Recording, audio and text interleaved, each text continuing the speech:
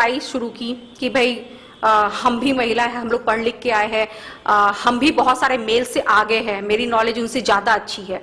Court में मुझे praises मिलते थे, जैसे ऑनरेबल जस्टिसेस थे, वो रिकॉग्नाइज करते थे, हमें प्रमोट करते थे कि नहीं ये अच्छा कर रहे हैं तो इनको आर्ग्यू करने दिया जाए, इस तरीके से। तो वो वहाँ से कॉन्फिडेंस गेन्स होना, उसके तो ये एक महिला होने के कारण ना बहुत सारी चीज़ें, एक बिहार जैसे स्टेट में जहाँ सिविल कोर्ट्स हैं, रीजनल कोर्ट्स हैं, वहाँ पे आपको बहुत नीचा दिखाया जाता है। टाइम इमेमोरियल से हो रहा है डोमेस्टिक वायलेंस, लेकिन इसको इम्पोर्टेंस नहीं दिया गया क्योंकि महिलाओं का कोई इम्पोर्टेंस ही नहीं था। उनके साथ जो भी हो रहा है उनको एक उनकी किस्मत के लिए छोड़ दिया जाता है कि वो इसके लिए ही बनी है। तो अब जैसे मॉडर्न इंडिया आया, उसके बाद फीमेल्स राइट्स स्टार्ट हुए, फीमेल्स एजुकेशन स्टार्ट हुए, तो अब फीमेल क्या पहन रही हैं उस पर भी डिस्कशन चालू होने लगा। तो अब उसको मद्देनजर देखते हुए एक डोमेस्टिक वायलेंस का कॉन्सेप्ट आया गया कि भैया महिला को भी हक चाहिए, महिला को भी अच्छे तरीके से लिविंग स्टैंडर्ड चाहिए, हर चीज़ चाहिए। तो उसके लिए अब ये दिख के आ रहा है डोमेस्टिक वायलेंस कि भाई हाँ, पहले भी थे लेकिन उसको कोई इम्पोर्टेंस नहीं था, तो अब इसको इम्पोर्टेंस दिया जा रहा है, तो लोग आगे बढ़ रहे हैं, जनरल अवेयरनेस हो रही है फीमेल्स में, वो आगे बढ़ के अपनी बातों को रख रही हैं। नमस्कार, बुलेटिन ऑफ बिहार में आपका स्वागत है। आज हम बात करेंगे एक खास महिला से। नाम है इनका मीनू कुमारी।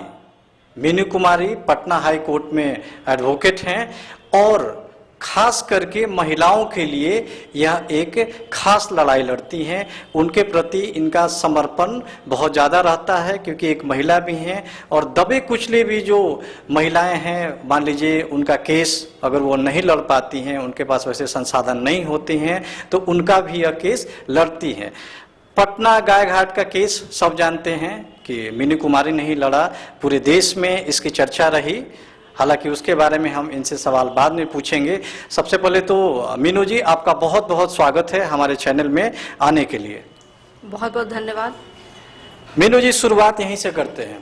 आप एक एडवोकेट हैं, वर्किंग एनवायरनमेंट है जहाँ आपकी सीटिंग है कोर्ट में, वहाँ पर किन किन डिफ़िकल्टीज़ का सामना करना पड़ता है, किन किन सिनेरियो से आपको गुजरना पड़ता है जहाँ की एक आम लड़की के लिए मुश्किल हो जाती है, लेकिन आप अपने जज्बे से, आप अपने अनुभव से, आपके साथ जो आपके शुभचिंतक हैं उनकी बहुत सारी दुआओं से आप बहुत अच्छे से वहाँ पर काम कर रही हैं। क्या क्या सामना करना पड़ता है आपको वहाँ पर? सबसे पहली बात तो एक महिला होने के नाते, एक महिला होने का ही सबसे बड़ा हमें फेस करना पड़ता है। हम लोग कितने भी ज़्यादा पढ़ लिख ले, अच्छे इंस्टीट्यूशन से पढ़ के आ जाएं, लेकिन हमें नीचा दिखाना, जैसे कि अब मेरा 10-15 साल की प्रैक्टिस हो गई है। जब मैं नई आई थी तो उस समय माहौल भी नहीं था वकालत में लड़कियों का बहुत ज़्यादा, और उनको बहुत पढ़ी लिखी महिला, जैसे कि कुछ जो अच्छे एजुकेशंस नहीं मिल पाते, जो रीजनल प्लेसेस से लॉ करती हैं, तो उनको बहुत ज़्यादा नॉलेज नहीं होता, लेकिन वो प्रयास करती हैं, उस भीड़ में अपने आप को इस्टेब्लिश करने की कोशिश करती हैं। तो उन जैसी महिलाओं को बहुत नीचा दिखाया जाता था, जैसे कि मैं खुद देखती थी, तो मैं वहाँ पे फाइट करती थी कि जैसे मैं भी जहाँ बैठी तो वहाँ पे ज़्यादा मेल सोसाइटी ज़्यादा होती थी, तो वहाँ हमें थोड़ा सा ऑड फील कराया जाता था। तो हम कभी उसको मतलब फील करते थे और हम लोग वहाँ से हट जाए, लेकिन फिर धीरे धीरे एक कॉन्फिडेंस आने लगा। हमारा समय थोड़ा जैसे टेन्योर ऑफ प्रैक्टिस जब बढ़ने लगती है तो फिर तब मैंने एक लड़ाई शुरू की कि भाई हम भी महिला हैं, हम लोग पढ़ लिख के आए हैं, हम भी बहुत सारे मेल से आगे हैं, मेरी नॉलेज उनसे ज़्यादा अच्छी है। कोर्ट में मुझे प्रेजेस मिलते थे, जैसे ऑनरेबल जस्टिसेस थे, वो रिकॉग्नाइज करते थे, हमें प्रमोट करते थे कि नहीं ये अच्छा कर रहे हैं तो इनको आर्ग्यू करने दिया जाए, इस तरीके से। तो वो वहाँ से कॉन्फिडेंस गेन्स होना, उसके तो ये एक महिला होने के कारण ना बहुत सारी चीज़ें, एक बिहार जैसे स्टेट में जहाँ सिविल कोर्ट्स हैं, रीजनल कोर्ट्स हैं, वहाँ पे आपको बहुत नीचा दिखाया जाता है। लेकिन ये सब डिपेंड करता है एक महिला पे कि वो किस तरीके से उन चीज़ों को डील कर रही हैं, किस तरीके से टैकल कर रही हैं। उसके बाद चीज़ें उतनी मुश्किल भी नहीं हैं, और यहाँ पे बहुत सारे मर्द आपसे बहुत पीछे हैं, एक महिला से बहुत पीछे हैं, लेकिन बस वो मेल हैं तो इस चीज का बस वो एक दबदबा बनाना चाहते हैं, जो कि आपके नॉलेज से कभी ऊपर नहीं हो सकता। महिलाओं के लिए तो कानून में बहुत सारे प्रावधान भी रखे हुए हैं, यहाँ महिला आयोग भी है, तो कभी कभी ऐसा आपको नहीं लगता है कि महिलाएं इन सब चीज़ों का ज़्यादा फायदा उठा लेती हैं? जी नहीं, मुझे ऐसा नहीं लगता। महिला फायदा उठा रही हैं अब, और क्यों नहीं, क्योंकि डिकेड से न जाने कितने ही अरसों से एक मेल को ही हाथ में कमान दिया जाता है। अब ये जो प्लेसेस दिए जा रहे हैं महिला, अभी भी आप उठा के देख लीजिए ना, परसेंटेज अगर तुलना की जाए, क्योंकि आज महिला के लिए जगह दिया गया है, इसलिए महिला महिला दिख रही है, हर जगह महिला दिख, क्योंकि उनको जगह दी गई है। अगर 10 हैं तो उसमें से 1 या 2 उनके लिए रखा जाता, इसलिए बस अब अपॉइंट हो रही हैं तो वो नजर में आ रही हैं। लेकिन कंपैरिजन अगर देखिएगा तो अभी भी महिला कहीं नहीं है, और अगर है भी तो उनको फंक्शन नहीं करने दिया जा रहा, वो कंफर्टेबल नहीं फील कर रही काम करने में, या तो वो एक लिमिटेड पीरियड के लिए वो काम करती हैं, फिर डिसकंटिन्यू हो जाता है उनका। तो मैंने कभी कहीं पे भी, क्योंकि मैं खुद मेरा एजुकेशन ऑलमोस्ट लाइक अच्छे स्टैंडर्ड से हुआ हर चीज़, लेकिन आज भी मैं फील करती हूँ कि डिमोरलाइज करना, डिस्करेज करना हर एक फील्ड में, और इसलिए फीमेल्स डिसकंटिन्यू कर देती हैं काम करना। जैसे मीनू जी, डोमेस्टिक वायलेंस हो और या उसकी प्रॉपर्टी का बंटवारा का मामला हो, महिलाओं को पीछे कर दिया जाता है, और डोमेस्टिक वायलेंस की तो अब घटनाएं अवेयरनेस बढ़ने के बाद बहुत ही ज़्यादा बढ़ गई हैं। क्या कहना है आपका, क्या ये अवेयरनेस बढ़ने के बाद इसके केसेस ज़्यादा बढ़ने लगे हैं, या पहले होता ही नहीं था डोमेस्टिक वायलेंस? देखिए, ये टाइम इमेमोरियल से हो रहा है डोमेस्टिक वायलेंस, लेकिन इसको इम्पोर्टेंस नहीं दिया गया, क्योंकि महिलाओं का कोई इम्पोर्टेंस ही नहीं था। उनके साथ जो भी हो रहा है उनको एक उनकी किस्मत के लिए छोड़ दिया जाता है कि वो इसके लिए ही बनी है। तो अब जैसे मॉडर्न इंडिया आया, उसके बाद फीमेल्स राइट्स स्टार्ट हुए, फीमेल्स एजुकेशन स्टार्ट हुए, तो अब फीमेल क्या पहन रही हैं उस पर भी डिस्कशन चालू होने लगा। तो अब उसको मद्देनजर देखते हुए एक डोमेस्टिक वायलेंस का कॉन्सेप्ट आया गया कि भैया महिला को भी हक चाहिए, महिला को भी अच्छे तरीके से लिविंग स्टैंडर्ड चाहिए, हर चीज़ चाहिए। तो उसके लिए अब ये दिख के आ रहा है डोमेस्टिक वायलेंस कि भाई हाँ, पहले भी थे लेकिन उसको कोई इम्पोर्टेंस नहीं था, तो अब इसको इम्पोर्टेंस दिया जा रहा है, तो लोग आगे बढ़ रहे हैं, जनरल अवेयरनेस हो रही है फीमेल्स में, वो आगे बढ़ के अपनी बातों को रख रही हैं। एक फोरम है उनके पास, एक कोर्ट है, डोमेस्टिक वायलेंस एक्ट को इम्प्लीमेंट कराने के लिए, एग्जीक्यूट कराने के लिए कोर्ट है, तो वहाँ लोग जा रही हैं, अपनी बातों को रख रही हैं। ये प्रॉपर्टी बंटवारा का जो मामला है वो काफ़ी गंभीर होता जा रहा है। अब लड़कियां भी अवेयर हो रही हैं और अब उनको भी पता चल गया है कि नहीं, प्रॉपर्टी में हमारा बराबर का हक होता है। तो ऐसे केसेस के मामले कितने आ रहे हैं आपके पास? देखिए, ये मामला तो दिन पर दिन बढ़ता ही जा रहा है, और ये कहते हैं ना कि एक एक्सपीरियंस ऑफ जुडिशियल माइंड रहा कि जैसे कि जब कोर्ट में केसेस जाती थी, लड़कियां का घर टूट गया, ससुराल वाले उनको नहीं रखे या किसी कारणवश उनका घर नहीं निभा, तो वो अपने मायके चली गई। मायके में भी फिर उनको एक बोझ जैसा करना, अगर उनके बच्चे हैं तो उसको भी कॉम्प्रोमाइज करके लाइफ जीना। तो ये कोर्ट्स तो देख रही थी, जुडिशियल माइंड जो जस्टिसेस हैं वो इसको देख रहे थे जब केसेस को एडजुडिकेट करते हैं, जब हियरिंग चलती है। तो एक महसूस तो हुआ कि लड़की इंडिपेंडेंट नहीं है, आप कितना भी पढ़ा दो लिखा दो, लेकिन वो पूरे एक सिस्टम में, मैरिटल सिस्टम में एक उन पे ज़्यादा जिम्मेवारी आ जाती है, घर के, बच्चों के, सब चीज़, तो वो अपने कैरियर को नहीं देख पाती। तो यहाँ पे अगर लड़का करियर वाइज साउंड नहीं है तो उसके पास बैकअप होता है प्रॉपर्टीज के, रेंट्स के, बहुत सारी चीज़ों से, तो वो अपने आप में सक्षम होता है। लेकिन एक लड़की नहीं हो पाती, अगर उसका घर टूट जाता है तो वो ना घर की रहती है ना घाट की रहती है। मायके वाले ये कहते हैं कि तुम्हारी किस्मत खराब थी, तुम्हारी शादी नहीं चली, बहुत तरीके से ना उनको प्रताड़ित कर दिया जाता है। तो कहीं ना कहीं इसकी बहुत ज़्यादा ज़रूरत थी, और मैं इसको फुल्ली सपोर्ट करती हूँ कि लड़कियों को भी संपत्ति से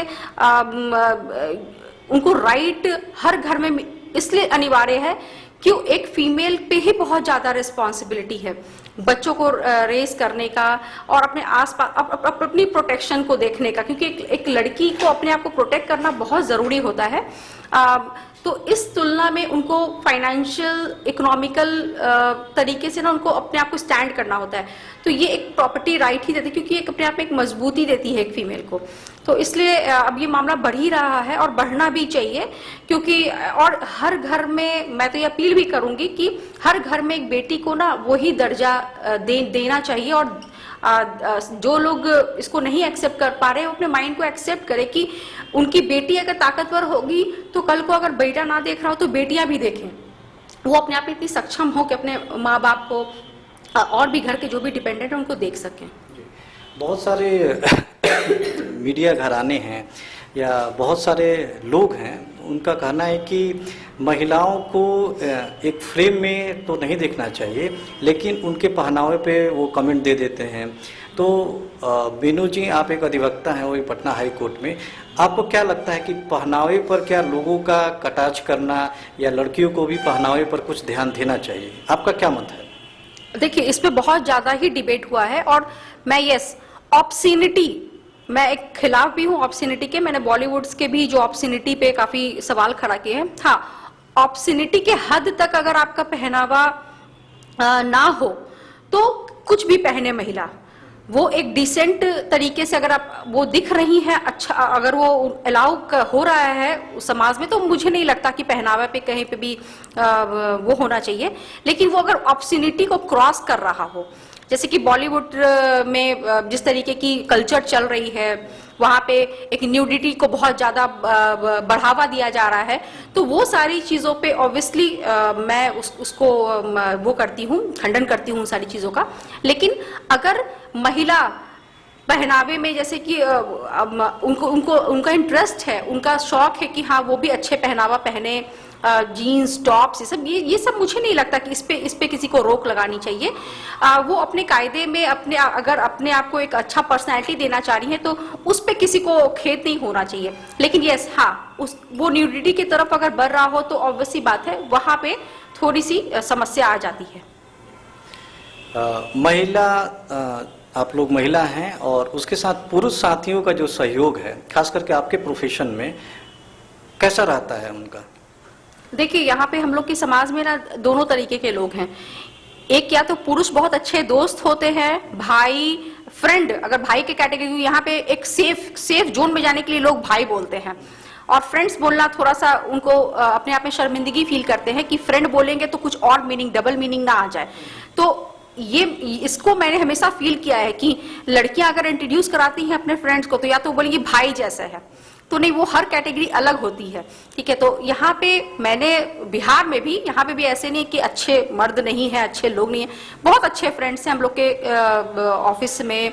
हम लोगों को थ्रू आउट प्रैक्टिस में भी मदद किए, कुछ टांग खींचने वाले रहे या नीचा दिखाने वाले, तो वैसे लोग भी रहे जो आपको प्रमोट किए।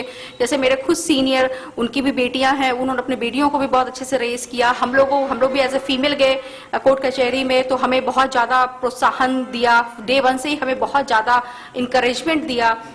तो कहते हैं ना कि यहाँ पे हर टाइप के लोग हैं, तो हमें किनके बीच उठना बैठना है वो हमें तय करना है कि हमें किस टाइप के मेल से फ्रेंडशिप करनी है, किस टाइप के मेल के साथ हमें उठना बैठना है, अपने आप को हम लोगों को फ्लरिश करना है। और ये सब टोटली डिपेंड करता है हमारे आईक्यू पे, हमारे मेच्योरिटी ऑफ माइंड पे। तो ये तो हर जगह मिलेंगे, और बिहार और हिंदुस्तान क्या, ये ऑल ओवर वर्ल्ड है। जी हाँ, ये ऑल ओवर वर्ल्ड है कि आपको मेल किस टाइप के मिलते हैं जो आपके फ्रेंड बने, और फ्रेंड बन के ही आपको बहुत तरीके से नुकसान पहुंचा सकते हैं, बहुत तरीके का फायदा पहुंचा सकते हैं। तो ये तो कोई कैटेगराइज में नहीं करूंगी, क्योंकि मैंने भी वर्ल्ड ट्रैवल किया है, तो मैं भी जानती हूँ कि ये मेल और फीमेल का कुछ मैटर नहीं होता। बस हाँ, रीजन वाइज थोड़ा सा इम्पैक्ट ज्यादा है और कम है, लेकिन यस मिली जुली एक्सपीरियंस है। तो दर्शकों को मैं बता दूं, गाय घाट का पटना का जो केस था, जो लड़की के फेवर में, उसका केस जो है वो मीनू कुमारी ही अभी तक भी लड़ रही हैं, और उसको एक बोलते हैं कि पूरी तरीके से ईमानदारी से और अपने लगन और बहुत सारे साथियों के सहयोग से उस लड़की के लिए कि उसको जल्दी से उसका जो हक है वो मिल सके, उसको कानून से वो सारे अधिकार मिल सके जिन लोगों ने उसको सताया है। मीनू कुमारी का नाम पूरे भारत में चर्चा लिया जाता है कि वंदना गुप्ता के खिलाफ इन्होंने बहुत सारे एविडेंस भी पेश किए, कोर्ट में अभी ट्रायल चल रहा है। लेकिन मीनू, यह मैं कहूँगा कि अभी तक सजा नहीं हो पाई, उनको एक बार जेल भी नहीं हो पाई कि वो बेल भी अपनी करा ले। तो इतने दिनों का स्ट्रगल, क्या ऐसा नहीं है कि एक महिला होने के नाते ऐसा देर हो रहा है, ऐसा कहा जा सकता है क्या? जी नहीं, देखिए यहाँ पे ऐसा है कि सबसे पहले तो मैं इन कानून चीज़ों में बहुत उतावला नहीं होती, क्योंकि ये सारी चीज़ें जो भी ये कानून लड़ाई जो चल रही है, बस अरेस्टिंग एक मात्र निष्कर्ष नहीं है। अरेस्टिंग तो उनकी होगी जब केस, जब बिल्कुल ऑन रिकॉर्ड सारी बातें आ चुकी हैं, कोर्ट्स में बहुत सारी चीज़ें दाखिल हो चुकी हैं। मुजफ्फरपुर कांड खुद उस पर 3 साल लगे थे, अभी भी बहुत सारी चीज़ें चल रही हैं। तो ये तो बहुत प्रीमेच्योर स्टेज है, अभी सारे चीज़ ऑन रिकॉर्ड्स ही आ रहे हैं। तो मात्र अरेस्ट हो जाना ये एक अपने आप में बहुत बड़ा सोल्यूशन नहीं होगा इस केस का। वो अरेस्ट तो होंगी, लेकिन जो इर्द गिर्द जो साइड में जो बहुत सारे क्राइम्स थे, उन चीज़ों तक इन्वेस्टिगेशन द्वारा उस जगह तक पहुंच जाना और इन चीज़ों को वॉश आउट करना, ये मेन मुद्दा है। मैं फोकस कर रही हूँ, क्योंकि बहुत लोग बोले अरेस्टिंग, मतलब कि ये तो ऑब्वियसली कोर्ट प्रोसेस है।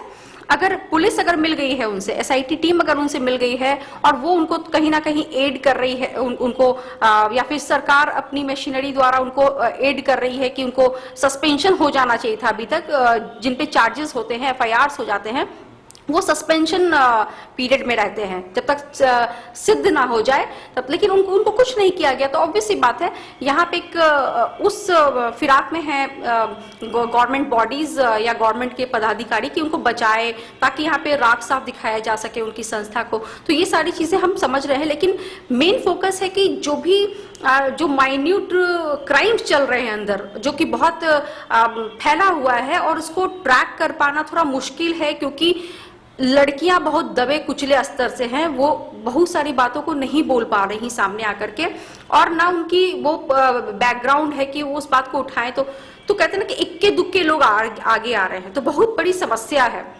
कि इन सब चीजों को तो उस चीजों को कैसे, मैं बहुत सारी क्लूज नहीं देना चाहती इस फोरम पे, क्योंकि वो हमारा हम लोगों का एक लीगल सिस्टम वर्क कर रहा है, जिसको हम लोग इसको तोड़ना चाहते हैं, इस पूरे चीजों को। तो फर्स्ट ऑफ ऑल हम लोग फोकस कर रहे हैं कि वो सारी छोटी सी छोटी चीज ऑन रिकॉर्ड आ जाए, ताकि केस अपने आप में एक बहुत मजबूती से बेस बन जाए इसका। और बेस बनने के बाद सब ट्रायल में एक एक चीज को, कहते हैं ना कि वहां पे बाइफरकेशन और डाइसेक्शन सब होंगे कोर्ट में। तो अभी हमारे पास अच्छा खासा समय है, तो हम लोग बहुत हड़बड़ा करके इसको नहीं डील कर रहे, क्योंकि ये बहुत बड़ा एक जाल है और बहुत सारी चीजें हैं जो कि गवाही में टूटेगी, जो बहुत सारे एविडेंसेस में टूटेंगे, विटनेसेस होंगे। तो लेकिन यस, मुश्किलें इसलिए है क्योंकि एक्यूज्ड को बिल्कुल फ्री छोड़ दिया गया है, वो अपने हिसाब से चीजों को मोल्ड कर सकती हैं, विटनेसेस, और किया भी जा रहा है। लेकिन उसका भी कानून में हर तरीके का एक ग्राउंड दिया है कि उन सब चीज़ों को कैसे डील करना है। तो वो हम लोग कोर्ट के लिए बहुत अच्छी तरीके से तैयारी है हमारी, और हम लोग ट्रायल में इसके लिए बिल्कुल तरीके से हम लोग इसको सामने लाएंगे। मैं लोगों से बात कर रहा था तो लोगों ने आरोप नहीं लगाए, लेकिन लोगों ने मीनू कुमारी के बारे में ये बोला कि फेमिनिज्म का काफ़ी समर्थन करती हैं, ये केवल फीमेल का ही काम करना चाहती हैं। जी हाँ, मैं फीमेल का ही ज़्यादा काम करना चाहती हूँ, क्योंकि मैंने देखा है, मैंने बहुत करीब से देखा है कि फीमेल को कैसे क्रश किया जाता है यहाँ पर। और कहते हैं ना कि टाइम इमेमोरियल से तो यहाँ पे मेल्स का ही राज चला है। और मैं ये नहीं कहती कि आगे ना चले, जो अच्छे मेल्स हैं वो आगे भी राज करें, ये नहीं है, लेकिन जो अच्छी फीमेल्स हैं उनको भी आगे आना चाहिए। वो बस एक घर में और बहुत तरीके की रिस्पॉन्सिबिलिटी से उनको दबा दिया जाता है।